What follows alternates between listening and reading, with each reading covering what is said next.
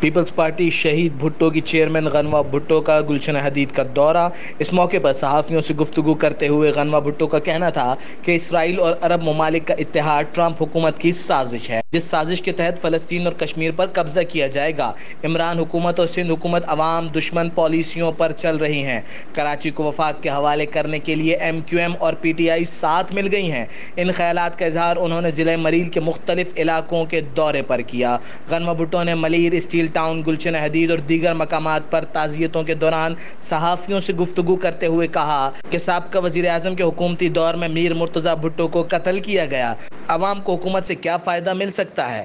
غنوہ بھٹو نے مزید کہا کہ بلدیاتی الیکشن ہونا ایک اچھا عمل ہے، مگر منتخب ہو کر آنے والے عوامی نمائندے عوامی مسائل حل کرنے کے بجائے کرپشن کرنے میں مصروف ہوتے ہیں۔ پی پی شہید بھٹو آنے والی بلدیات کی تیاری کر رہی ہے۔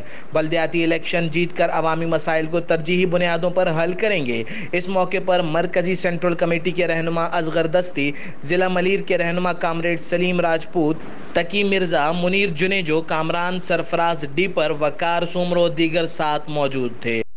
کیمرامین ممتاز چانڈیو کے ساتھ راجہ بلوچ، ورلڈ نیوز، ملیر، کراچی۔